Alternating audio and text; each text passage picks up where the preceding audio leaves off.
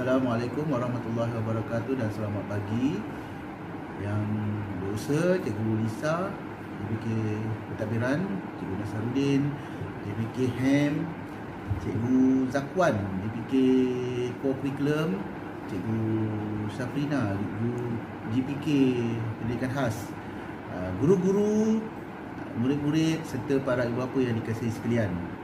Terlebih dahulu saya ingin mengucapkan kesyukuran kepada Ilahi kerana mengizinkan kita bersama-sama dalam majlis pelancaran program nilam peringkat sekolah dalam norma baru. Saya ingin merakamkan ucapan terima kasih kepada semua warga SKBC yang mengikuti majlis pelancaran ini secara maya. Saya berharap kita semua dalam keadaan sihat dan dipeliharahi oleh Allah Subhanahu Wa Taala. Pada tahun ini suasana agak berbeza disebabkan oleh pandemik COVID-19. Jika sebelum ini kita meriah berkumpul di dalam majlis pelancaran di Dewan Seri Selasih, tetapi kini majlis berlangsung secara maya. Cabaran dan dugaan yang kita tempuh ini merupakan satu pengalaman yang baru buat kita. Namun, situasi ini bukanlah satu halangan bagi kita untuk melaksanakan aktiviti dan program yang dirancang. Mekar angsana, pandang tak jemu, bunga luruh di tanah rata. Buku laksana lautan ilmu, dasar penuh mutiara berharga. Hadirin dan hadirat yang dimuliakan, pada era globalisasi ini, pendidikan dalam semua lapisan masyarakat semakin penting dan diutamakan. Walaupun pelbagai usaha telah dilaksanakan oleh pihak berkuasa dalam memupuk amalan membaca, namun budaya membaca dalam masyarakat masih lagi rendah. Melalui pembacaan, seorang dapat memperolehi pelbagai ilmu pengetahuan yang secara tidak langsung dapat membantu memajukan negara. Dengan ini, isu budaya membaca dalam kalangan masyarakat tidak boleh dipandang ringan. Jika budaya tersebut dibiarkan begitu saja, hasrat masyarakat untuk menjadikan negara kita negara maju pasti akan terganggu. Pengamalan budaya membaca dalam kalangan masyarakat, terutama murid-murid, akan mendatangkan pelbagai faedah. Oleh itu, semua lapisan masyarakat harus berusaha mengamalkan budaya membaca kerana membaca jabatan ilmu. Matlamat program nilam ialah melestarikan budaya membaca sepanjang hayat dalam kalangan murid-murid selaras dengan hasrat Plan Pembangunan Pendidikan Malaysia 2013-2025. Objektif pelaksanaan program galakan pembacaan berkualiti bertujuan untuk melestarikan budaya membaca berkualiti sepanjang hayat dalam kalangan murid-murid. Selain itu, untuk membentuk kognitif, efektif dan psikomotor murid untuk terus menjana dan melahirkan idea kreatif dan inovasi melalui tabiat membaca berkualiti. Seterusnya, dapat memenuhi falsafah pendidikan kebangsaan.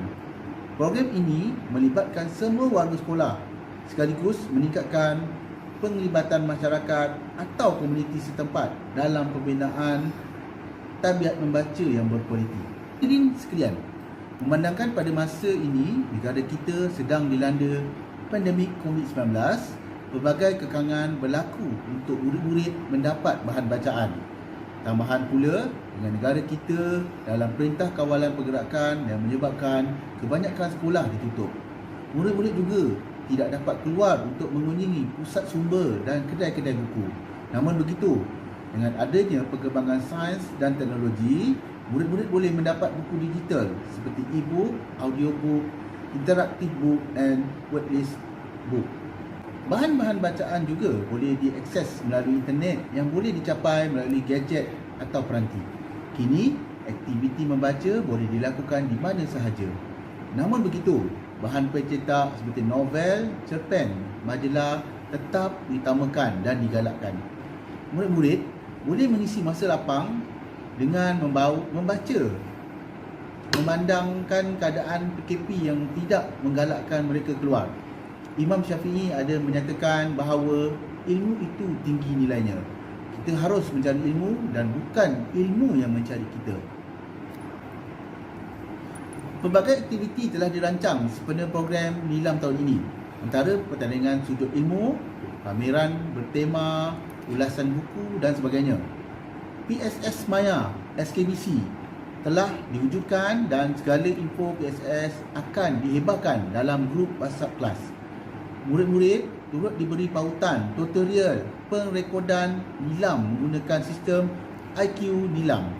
Murid-murid dikendaki merekod bacaan mereka dalam sistem ini. Butiran maklumat pembacaan murid perlu diisi dan akan dikemaskini oleh guru data dalam program Nilam. Guru-guru mata pelajaran Bahasa Melayu dan Bahasa Inggeris juga boleh mengadakan pelbagai aktiviti di dalam kelas dan dirakam seperti deklarasi sajak, bercerita, pantun dan sebagainya bagi menarik murid-murid dan dijadikan sebagai aktiviti nilam. Saya juga berharap sekolah kita akan melahirkan tokoh nilam dan mendapat tempat di peringkat kebangsaan. Begitu juga dalam pertandingan nilam yang lain. Sokongan daripada semua pihak, terutamanya para ibu bapa, amat penting bagi memastikan program yang dirancang tercapai.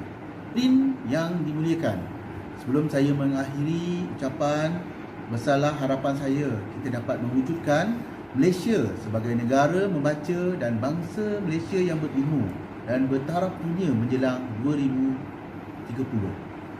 Saya ingin mengucapkan ribuan terima kasih kepada Jawatankuasa Majlis Perancaran Nilam dan juga seluruh warga SKBC. Dengan lafaz Bismillahirrahmanirrahim, saya dengan sukacitanya melancarkan program nilam peringkat sekolah serta PSS Maya SKBC 2021 yang bertemakan Bangsa Membaca, Bangsa Berjaya.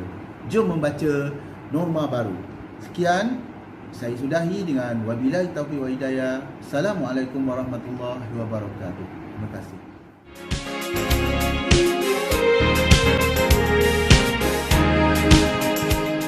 Assalamualaikum warahmatullahi wabarakatuh. Nama saya Yusratul Fazira binti Mak Yazid Zaid.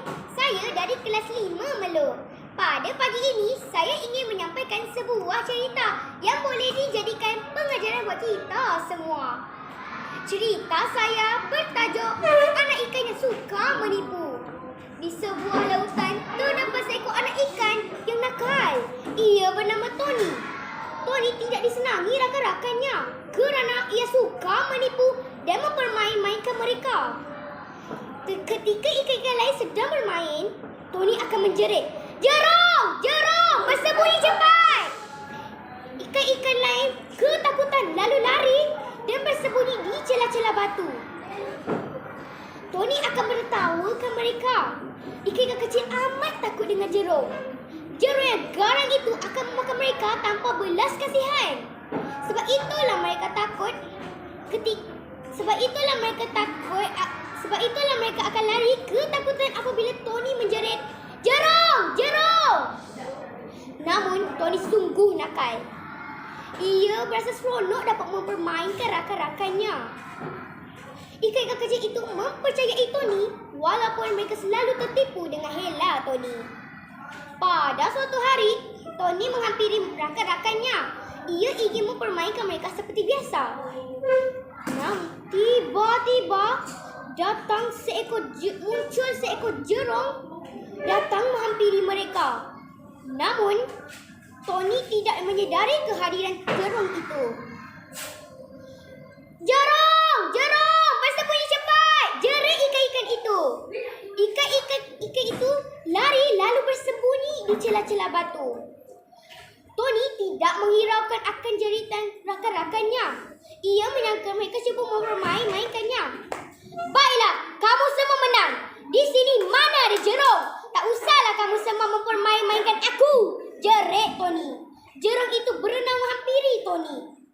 Tony tidak sempat melarikan diri. Ia dimakan oleh jerung itu. Begitulah kisah ikan yang suka menipu. Oleh demikian, kita haruslah sentiasa bercakap benar dan sama sekali jangan menipu kepada sesiapa pun, kerana ianya akan makan diri sendiri. Sekian, terima kasih.